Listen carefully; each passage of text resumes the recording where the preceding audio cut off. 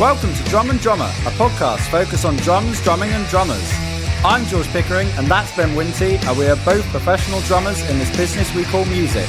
So stick around and join us as we pass the time whilst trying to stay in time. It's like me spending $7,000 on lights and then going, I just use the IKEA lamp. Yeah. Yeah. £5. Exactly. Welcome to Drum and Drummer. Welcome. Yeah. Episode 80, mate. Ooh. That's good, isn't it? What? Round the World in 80 Days? I'm trying to think of things that have 80 in them. Isn't there a band like Matchbox 80 or Yeah. B980s? Something. That sounds about right. Something. 80s. You know. The 80s. The 80s. The A-Team. Now you're just saying words. Yeah. Yeah.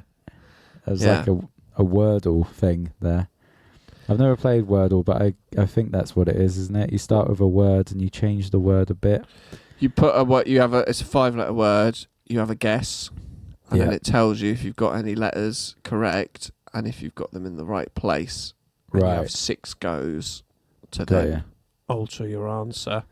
Like a lot of things, becomes really popular, then dies out. Yeah. And the guy, I think who made it, sold it to the New York Times for 7 figures. That's pretty good, isn't it? You know, and which means it's at least $1 million. Big time. Well played. Yeah. That's the true game. He's the true winner. Do you remember there was that game where you had to like draw something and then it sent it to the other person. They had to guess I think what you were it drawing. was literally called Draw Something, wasn't it? Oh, what was it called? What was it called? Let's not edit any of this out. Let's both Google it while we talk. I think it was called Draw Something. I think it was called Draw Something. Yep. There you go. I've got, Draw Something. Yeah. What about that? Well, I'm pretty sure... Oh, yeah. Okay, yeah. So this was, Draw Something launched in 2012. Yep. First 5 weeks, it was downloaded 20 million times. Now, Zynga, a games company who do like have other big popular games or whatever. What's their big one? Farmville. Oh yeah, that's a classic. Yeah. So they bought Draw Something for $180 million. That's insane. And then it just kept dwindling and dwindling and dwindling. Yeah. And as of 15th of December 2022, Draw Something is no longer available in the App Store. That's sad. You know? Yeah. And it's like a lot of things, isn't it? Like Yahoo was really popular, sold for loads of money, and just no one gives a shit about Yahoo. I'll tell you an MySpace. Yeah, MySpace. Tom's winning. Tom was winning there. Yeah. He sold it at the right time. Snapchat was big, and then it kind of, I thought it died out, but now the younger generation are all on Snapchat. So it sort of missed a generation. My generation had it and then went, nah. So the mid-20s, I was too old for Snapchat. Yeah, really. Yeah. But now all the teenagers have got it again. And it's weird. Yeah. It sort of was big and then died and then came back. But the only other one I can think of is, what was it called? Where you had a bird and you had to fly. And Oh, yeah. Flappy Bird. Was it? Yeah, that sounds about Flappy right. Bird, yeah. Yeah. And then you had all the cheap knockoffs as well. Yeah. Yeah. But they stopped selling that, and then people would sell their phones that still had. Yeah, Bird. I think the guy who created it all became the fame. Yeah. It became too much, and he just turned it off. Basically, Yeah. he was like, I don't want anything to do with it anymore. A bit like the guy that wanted to make Coney famous. Do you remember that? Do you remember No. this? Ooh, this was insane. This was an insane story. So, do you know who Coney is? Coney? Coney, Kony. No. Basically, he's some sort of, I don't know if he's still around, but about 10 years ago on Facebook, someone put up this video.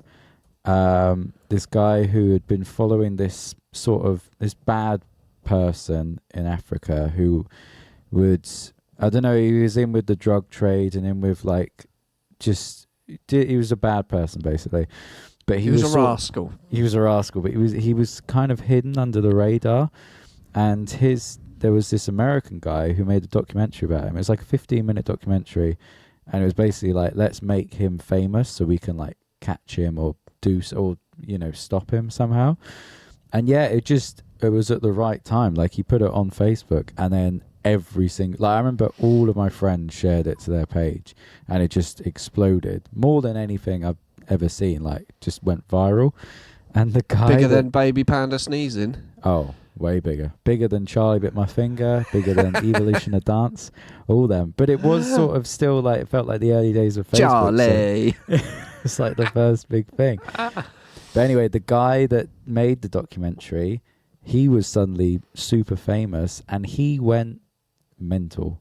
And there's this video of him. I can't remember what he did.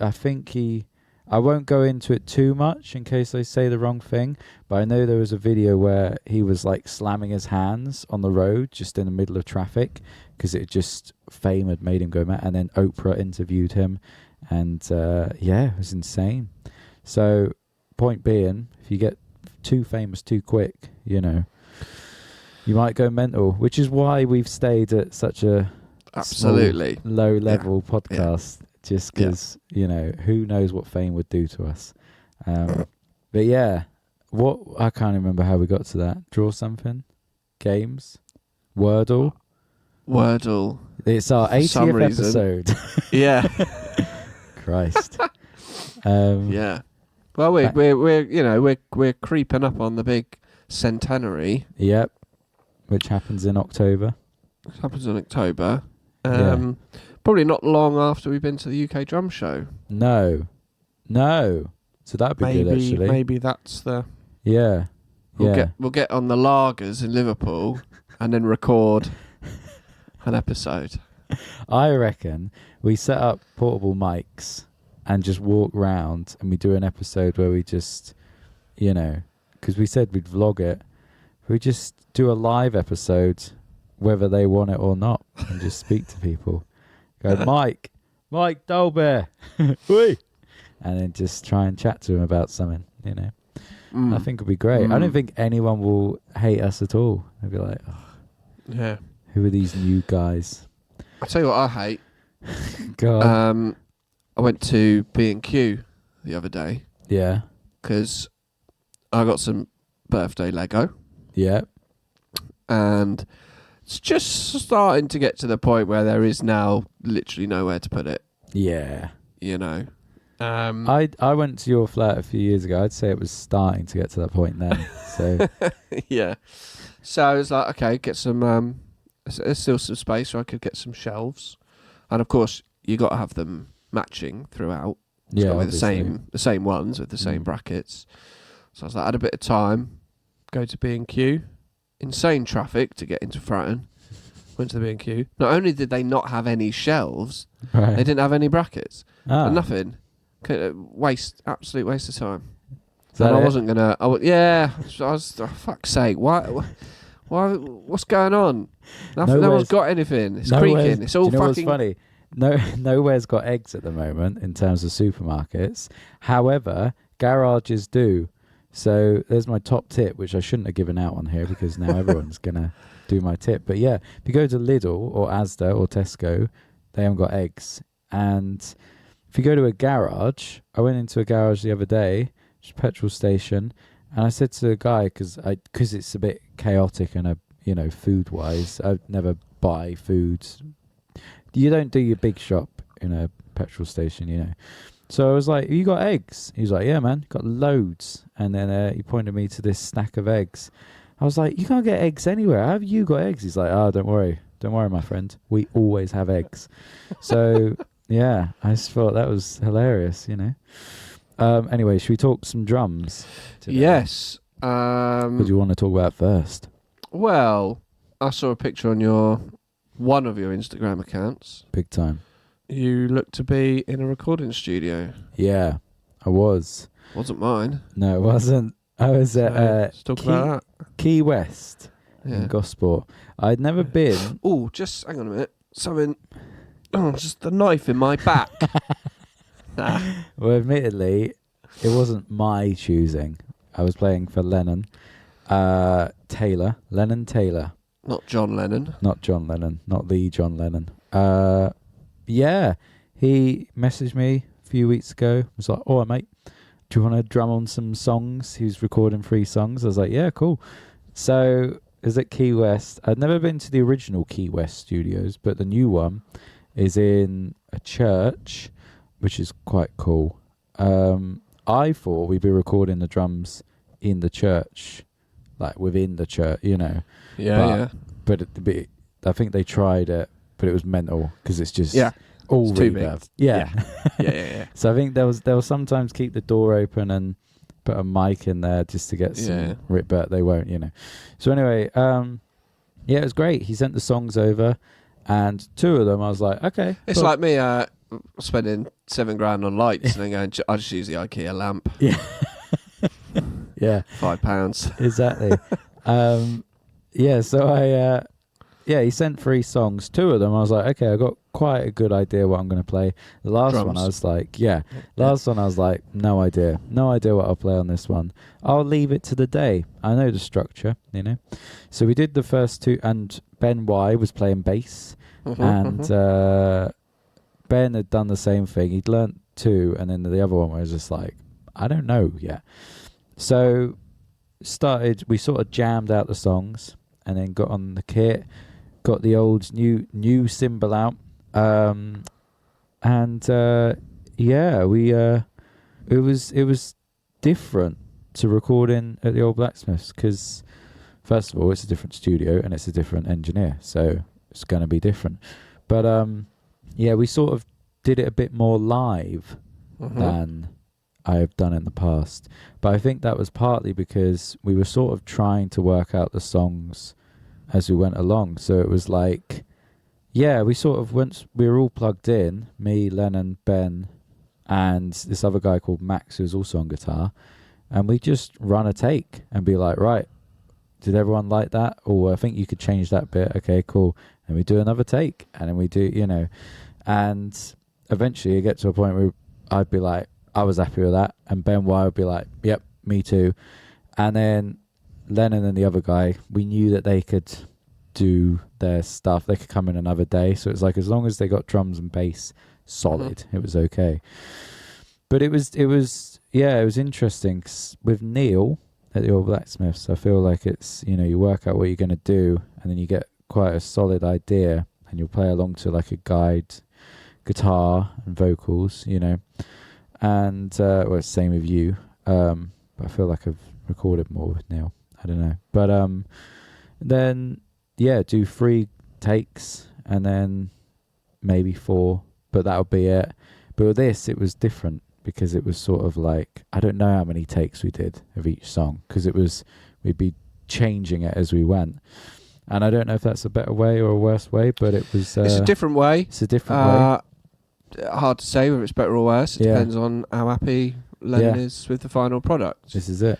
You know, from my perspective, we do multi-tracking, so we get the drums down separately first. One of the reasons is we don't want to have a good drum take disrupted by bleed from another instrument that didn't go so well. Yeah. So for us, it's about not having our focus diverted over too many different things. Yeah.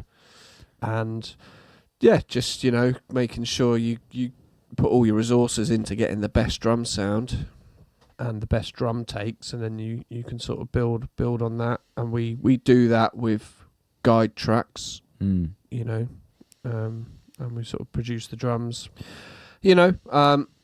That's just how we do it. We don't like the live thing. We don't think it gets the best results. Yeah.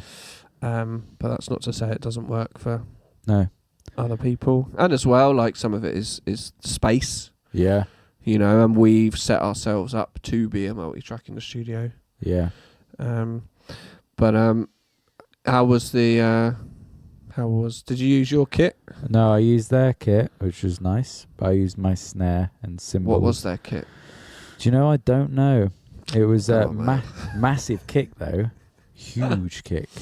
No, but yeah, it was a nice day. You know, and by the end I was mentally exhausted because it's also that thing of when you do something.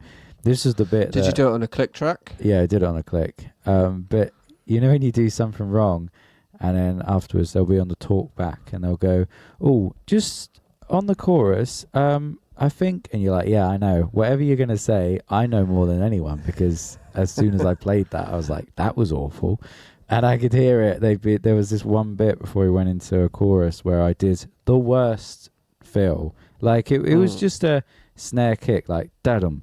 But I somehow just fucked it up so badly. And they were replaying that bit in the studio and I could hear it through the old cans. And I was like, all right, stop. And I know what you're saying. Like, oh, could you play something different? I'm like, look, I know it was shit. Let's just do it again. But yeah, it was nice. Yeah, I'm excited to hear what it sounds like because Lennon. This is what's good. Lennon is a great singer, you know, which isn't always a given. And so when we listen to it back, I'm like, oh, this sounds all right already. Do you know what I mean? Like Ben Wise, brilliant on bass. But I think people fundamentally, you know, I work with a lot of people here from all different levels, you know, of ability. And I think people do, whilst, we've got, you know, powerful computers and a lot of plugins and technology. Yeah. You fundamentally can't get away from just the better someone is, the better it sounds. Yeah. Like, it's just, you know, and whether that's like drums, same kit, same cymbals, same snare, same mic, same room, all that, a better drummer, it just sounds better raw, you know, without any post-production. And a good voice just is better. Yeah. You know, and someone who has that character in their voice or that performance. And I think people can forget that just fundamentally. And the easier it is to mix. Yeah. You know, the less you have to do. Yeah. And you just can't get away from the fact that the better people, the better the player or singer, just the better it will be. I know it sounds really obvious, but like, you just, you know, like Archie, the track we did the other week, like his vocals are just so, you barely have to touch them with pitch correction. Yeah. And his performance is so good. So it's just straight off the bat. Yeah. It just sounds great. Yeah. You know, and whereas if you've got someone who's like 7 out of 10, yeah, it sounds good, but you've got to do a bit of pitch correction on it, or you've got to kind of, their tone just isn't naturally good. Yeah. It just, you know, comes out not as great. There's a lot you can do to raise the level, but, you know, there's always sort of limitations. Well, it's like what we talked about with Emily Dolan Davis. And we said about if you know, you can lay down a drum track that you think's really good, and then you hear what they do with it, and you go, "Oh God, that's not what I wanted from the drum." But it was quite nice playing drums for something that I'm like, "Oh, I quite like to show people this when it's done," which isn't always a given. You know, sometimes you'd be like, you know, you do a drum track you're quite proud of, and then you hear the rest, and you're like, "Oh, that's sort of not what I thought it would be. I think I'll keep this one quiet." But no, it was great. How did your new Crash sound in the studio? New Crash was great. It was. Can you what would you have done if it was awful? Like, you know, it sounds great live, but things when they go for a microphone in a particular room can sound very different, and they'd be like, "Oh, kit sounds great, just that Crash is a bit shit. Have you got a different one?" What would you have done? I'd be fine because I've still got a K. Yeah, I've still got a Zildjian K. That's literally all that matters. You know, I don't need to worry about the sound. No, I don't know. I'd say one more thing though on just thinking of what to play and stuff like that. So on the second song we did, the last chorus, there was like 2 choruses, and it was like a chorus and then another chorus that was even longer, and I'm sort of playing the same beat, and I was like, this is getting a bit repetitive. So I was trying to add more things in, and then it just got a bit scatty and a bit mental, and I was playing it thinking, this is awful, like during a take. Then at the end they were like, Jules, do you maybe want to try something different for the last chorus? I was like, yeah, like, don't worry, I know that was weird. So that one I really had to like strip it back, because it was a sort of like that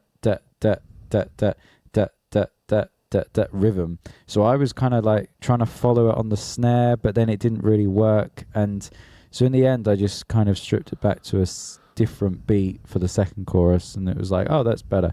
So that one, I really had to like, I sort of started with loads of drum stuff, and then stripped it back. But then the song we recorded after that, I was doing a really kind of simple beat, just on the chorus, and then they kept adding things. They're going, oh, maybe try and hit this push that comes in. I'm like, where is it? Oh, okay, there. You know, so you do that, and then, but that was just with the kick pedal or the kick, and then you go, well, let's try and hit that push with a crash. And you go, okay, cool. And you go, well, maybe you could have it a bit more driving on bars 5 and 6, you know, just do some more. And yeah, it went from being quite a simple drum beat to like quite, not full on, but like every accented bit was hit and every push and stab or whatever. It's just interesting, you know. It's like some songs you start and it's very simple what you're playing, and they're like, it needs something more. And sometimes it's like, okay, strip it all back, because that's getting in the way. But I quite like that. I quite like, you know, and not taking offense. Like I in the first verse, I was doing this sort of, it was like an 8-bar verse on one of the songs, and I was sort of doing a sort of snare train shuffle thing for 2 bars, and then very big open hi-hat for 2 bars, and back to the train shuffle snare thing, and then open. And they were like, I think it loses a bit of momentum when you do that train thing. Could you just keep it on the hi-hat? I was like, yeah, cool. And then we just did it, that thing I was doing later on in the song, and it worked better there. But I feel like you know, this is something that seems obvious, but probably isn't always a given. You know, I could have been like, no, that's what I want to do, so I'm going to stick with that. And it's like, no, just, you know, because you don't know what it sounds like. You're a hired goon. You're a hired goon, and you don't know what it sounds like in the context of whatever's going on in the room. I'm like, oh, this is just what I thought, you know, but please tell me what notes you've got, you know. Yeah, you have to learn, I think, to get into that mindset. Yeah. You know, and a lot of time they're like, oh, sometimes they're like, I don't know what, you know, you're like, I could do this or I could do that. Yeah. What do you prefer? Yeah, literally. You know, we could do this, we could do that. You know? Yeah.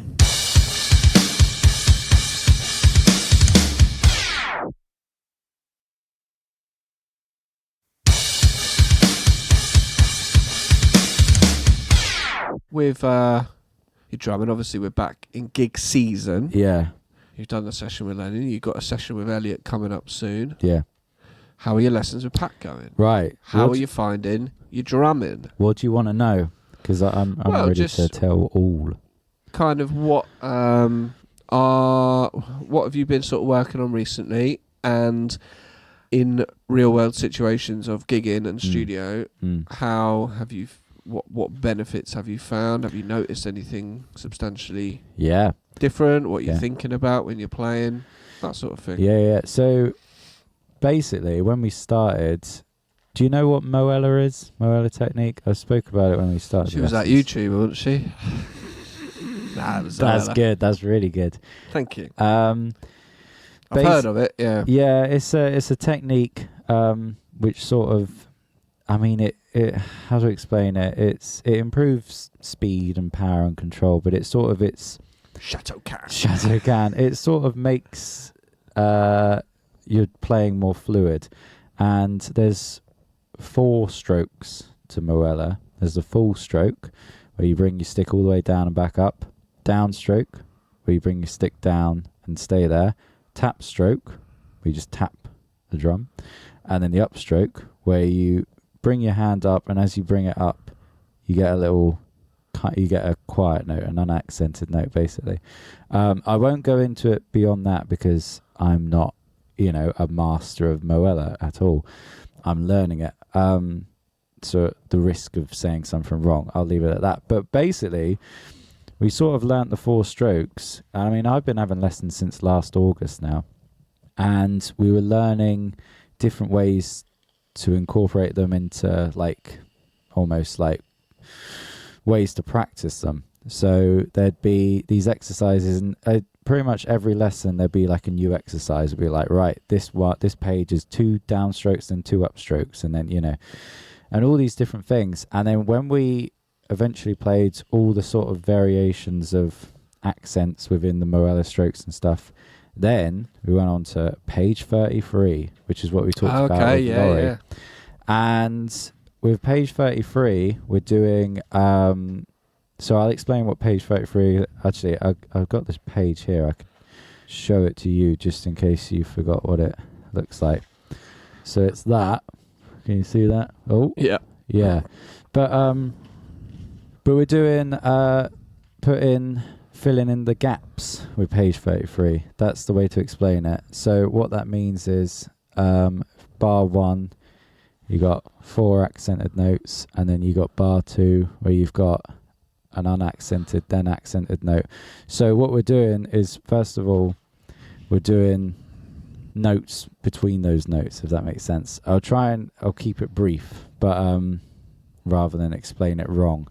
Yeah, we're doing 16th notes between them, and then double strokes between them, and different things. But basically it's getting to a point now where I can play page 33 from memory, and we're just kind of slowly speeding things up with these 4 different ways of playing page 33. Is this all just like on the snare drum? Yeah, it's all on the snare. So we haven't actually... The only time we've played anything different is when we play another page, which is like a double stroke page, where I've been playing the kick and the hi-hat just to keep time and just incorporating the feet.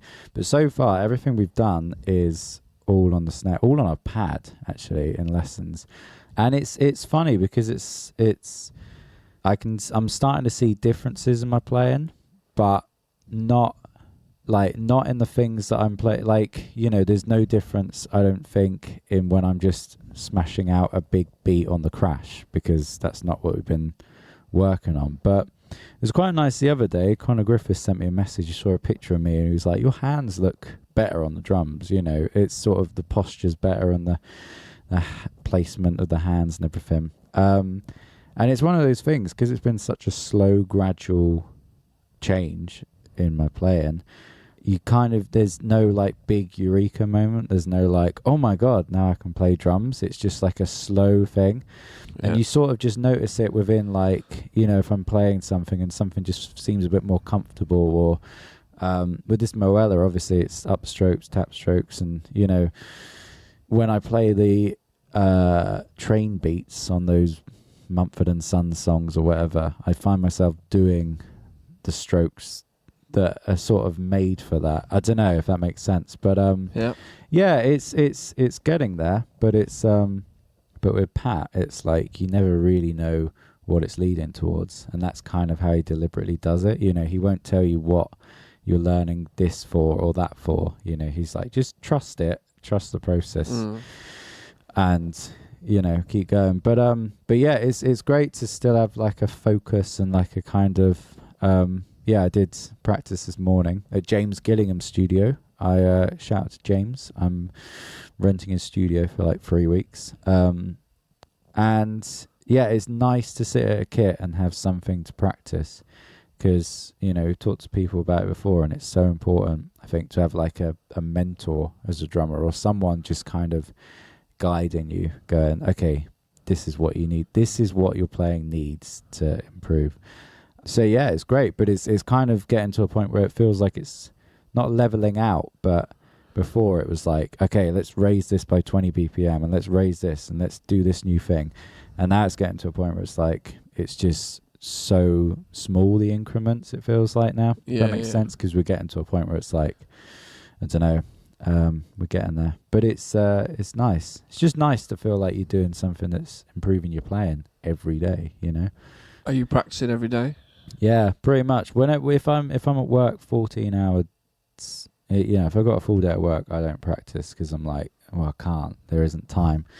But whenever I've got a spare moment, and that's what's nice about the job, actually. It's like when I'm not working, I'm like, right, it's drum time, baby. And and the fact that it is just on a pad. That was another thing about being at James's studio. I finally get behind a kit, and I'm like, right, here we go. What should I do? I'm like, let's just practice the snare. I'm like, I could have just done this at home, But yeah, no, it's cool. It's just nice to feel like you're getting better at drums. You know what I mean? Because rather than staying in the same place. But yeah. Anything else you want to know? I don't think so. No. I was just quite interested to see. I sort of understand that methodology of, you're not practicing a song. No. In your lesson, you're not using your lessons to learn. No. A song. It's fundamental technique. Yeah. That will just gradually, and then as you sort of keep going, it will naturally bring itself into play. Yeah. So to speak. So I had quite a sort of bit of that with trombone really at uni. They just took me back to basics. Yeah. But I was just interested to see if there was sort of any real work, when you're gigging, you're like, oh, this feels more Well, I've noticed, or this. because I mean, one of the things was ironing out my wrist and my left hand, which I talked about when I started lessons, because it was just bent, and it's just getting that in a straight position. Does that feel more like natural now, like default? Yeah, totally. And I just sort of go to that now. But when we first started lessons, he'd say, don't even think about it on gigs, just play how you play. And if you get if you remember to put your wrist in the correct place, do it. But if it then goes out of place and you forget, then don't worry. But now it is sort of default to that. But also I am still thinking about it, But yeah, no, it's exactly that. We're not learning songs or we're not doing grade pieces. It's very much like, technique. It's just technique. Yeah. It's how to get better as a player.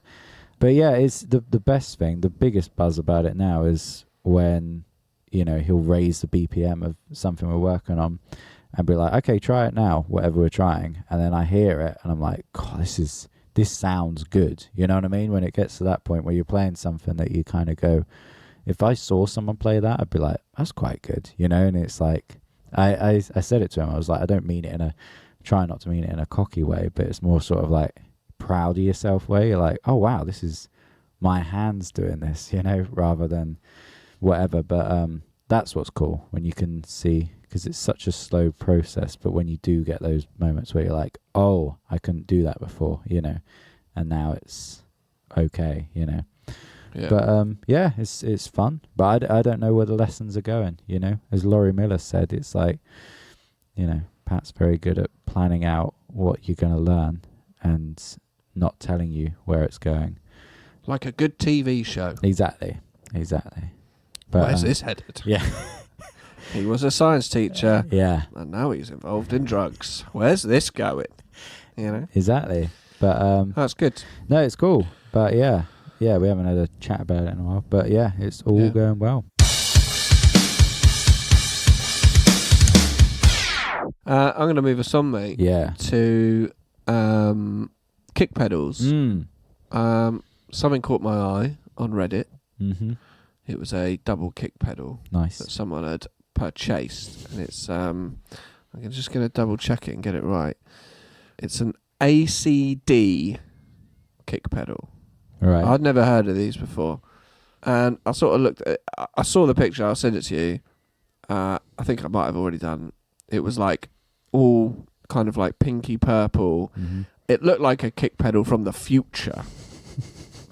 Right? It was something looked like Terminator. It was so sleek and looked very different. And I was like, wow, let's have a look at this. What's this? And this was the ACD Darwin. I don't know if you. I think I sent it to you, but I'll show you. It was that one. Oh yeah. Like that looks insane, doesn't it? The colour alone. Yeah. And it turns out I think they're all custom made somewhere in Europe. And that one was about, I think, €1,600. Wow. It's like, wow, that's quite a lot for a kick pedal. Yeah. And then I saw, just in general, I was having a look the other day, and I was like, I was thinking about my hip, and just, I think my kick pedal's just a little squeaky, so I just need to like oil it. Yeah. That needs oiling. But I was like, saw some Pearl ones, and I was like, someone was trying to, I think it was a discussion on like what was a good, reasonably priced kick pedal, double kick pedal. Yeah. And people said obviously Yamaha and Pearl, and obviously the Iron Cobra. Yep. You know, your classics.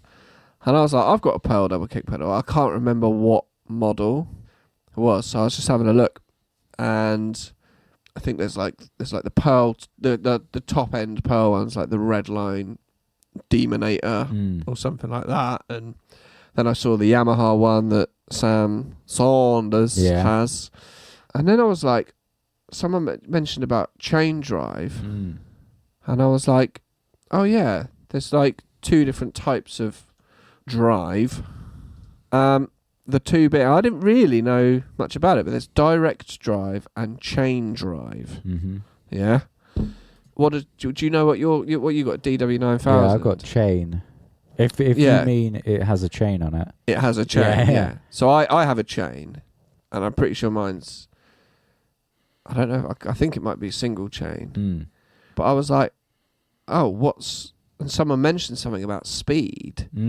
And that actually the direct drive was better for speed. Right. So I was like, oh, so I had just a sort of little looky, and I just always assumed that chain drive was the better version, was the better one. Yeah. Because you can get like real budget. I've got one here at the studio, like for rehearsals, where it's almost like it's a bit of tape, like a bit of like nylon strip of plastic that links the footboard to the, the beater holder. Yeah. And I always assumed that like, oh, chain drive's better. Yeah.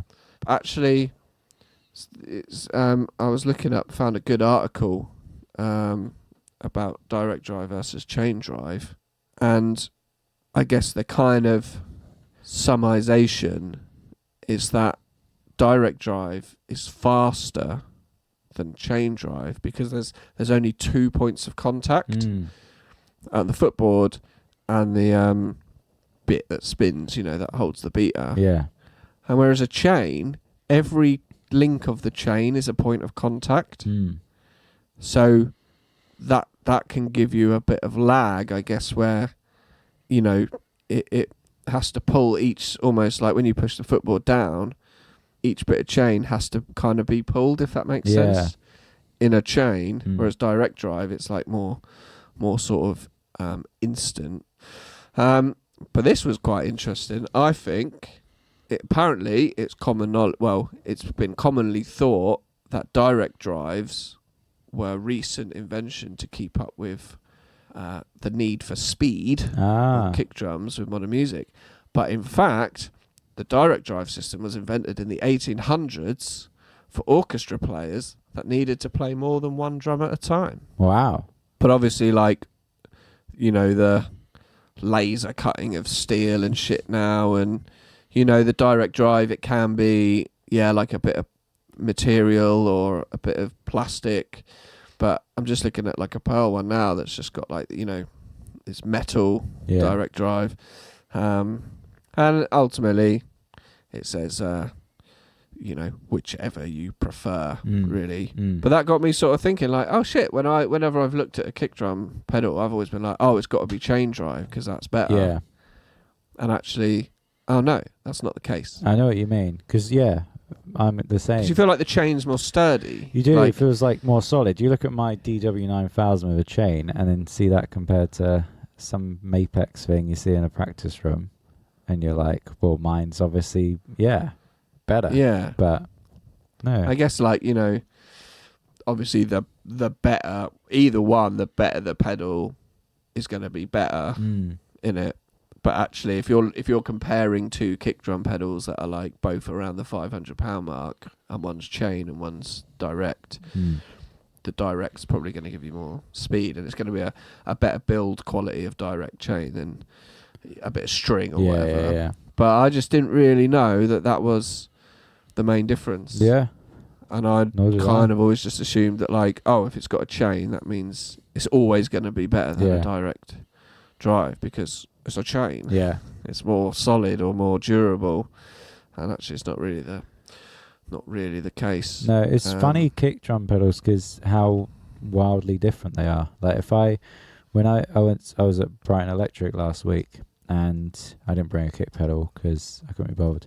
And so you borrow one that they've got there, and it was an Iron Cobra. And Iron Cobras always feel really weird compared to my DW9000. Like they feel like, the only way I can describe it is like there's no room. Like it feels like the pedal is just off the floor, and I'm pressing down, and I'm like, there's nothing here. I feel like it's just different. Maybe it's just the way that one's set up or whatever, but it feels. Yeah. But it is funny playing on a different. I once played on a Jojo Mayer Perfect Balance pedal, and even though that's meant to be like the best kick pedal, or it was at least when it came out. I don't know. I've heard some people had bad ones or whatever, but even though it was meant to be brilliant, it wasn't what I was used to. So it's funny with kick pedals. Like even if someone's was like, this is the best kick pedal, I'd be like, well, it's not what I'm used to. So like I don't know why I go for a pedal that isn't a DW something now, because that's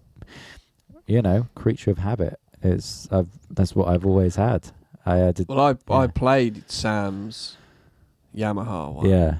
And it looks amazing. Yeah. It's got like metallic blue on it, and but it was so smooth and fast. Yeah. It was like I couldn't play drums because I'm just so used to whatever resistance. Yeah.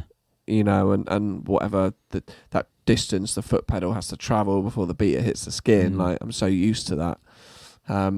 But one thing I also found as well, that a lot of people were saying, because especially with double pedal, because I play double pedal, was like how to improve the lag of the left pedal when it's connected by a drive shaft. It's just, and they're sort of saying like it's always going to be sort of slower or not as springy because of just, if you know the makeup of a double pedal, the left pedal, you push it down, it spins a drive shaft which is on ball bearing access points, and then that pushes the left beater down. But a lot of people were recommending the Trick V6 drive shaft. So it's the bit that joins the two pedals, and apparently it's like you can buy that and it pretty much fits on most double pedals. Right. And it's just a much higher quality. Oh, okay. Like the joints are much smoother, and it's just a much quality build. So you can actually just improve the left pedal of your kick drum without having to buy a whole new pedal. Wow. You can just sort of change that drive shaft, and it will give you a much better feel on your left foot.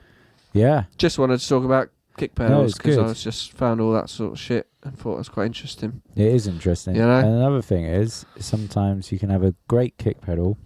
If you play on a kick drum skin that you're not used to, that can feel like the other day at a rehearsal room.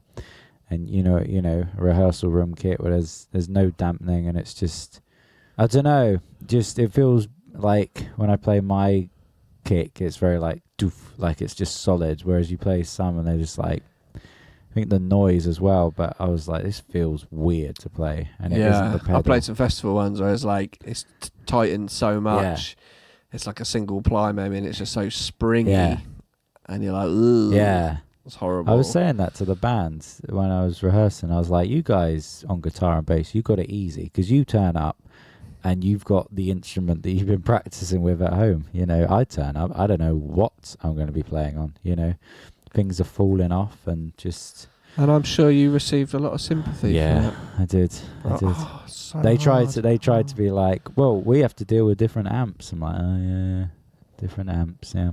I'm sure that's hard. Yeah, but you're not slapping the amp with your hands and feet for 2 hours, are you? Exactly. Do you know what I mean? It's different, isn't it? Exactly. Anyway, we've been prattling on. Let's go. All right, bye. I've got a gig tonight. Thursday gig. When this comes out?